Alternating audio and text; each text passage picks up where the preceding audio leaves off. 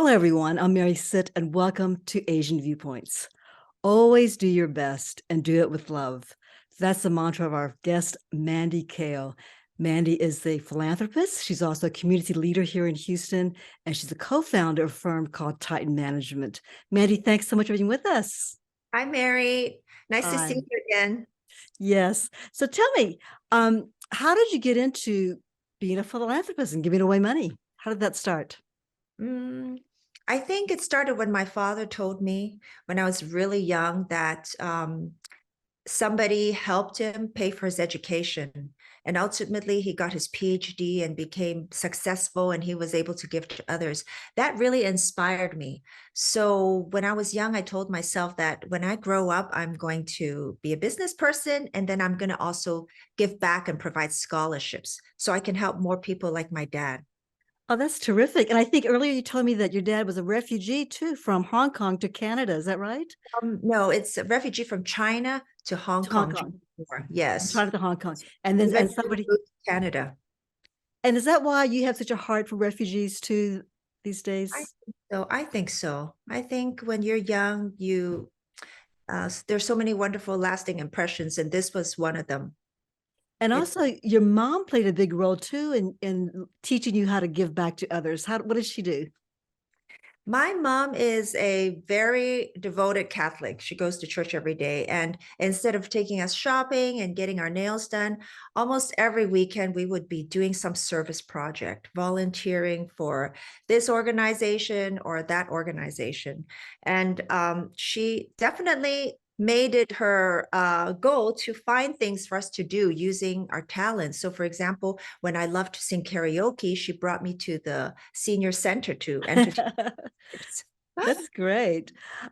Mandy, you have your own foundation called the Mandy Kao Foundation. Why was it important to set up a mechanism like that to give away money?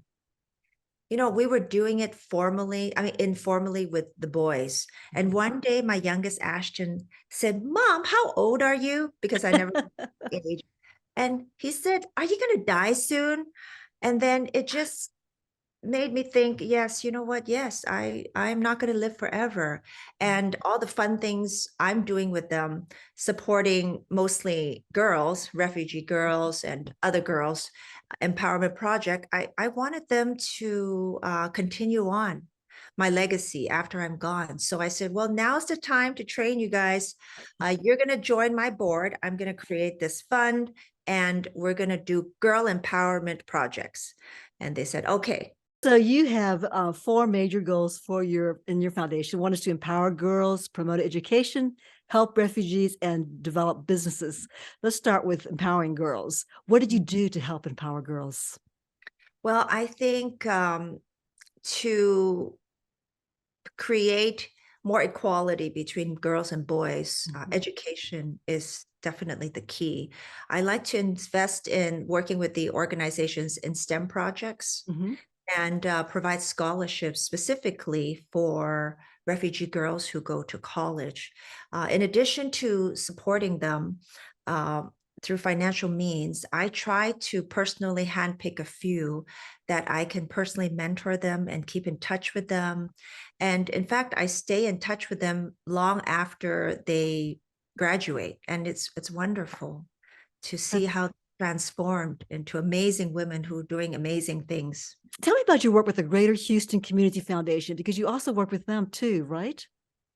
That's where I started my initial fund. How I met them was a group of us started the Asian American Giving Circle. It was a group of women who wanted to give back, and that's how I found out about them. But then once I got involved, I realized, wow, they are one of the largest public nonprofits here in the US. And at that time, I actually wanted to do my own foundation. I hired my own staff. I did my own program, trying to do outreach, hired people to do training. Later on, I realized that was really not the best use of my time and resources. So I decided, I'm just going to park my money with them.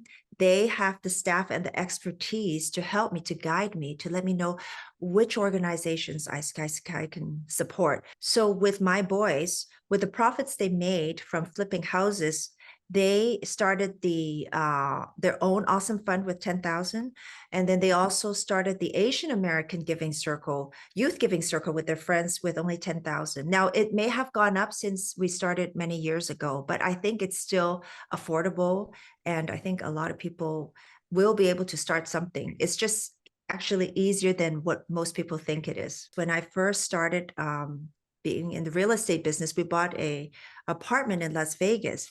And the first project I actually supported was to build a library for victims of domestic violence. So I knew nothing about that, but they asked me, and I just happened to have the money. And so I said yes. And so we bought self-help books and all these wonderful Wow. books. And yeah, so that was good.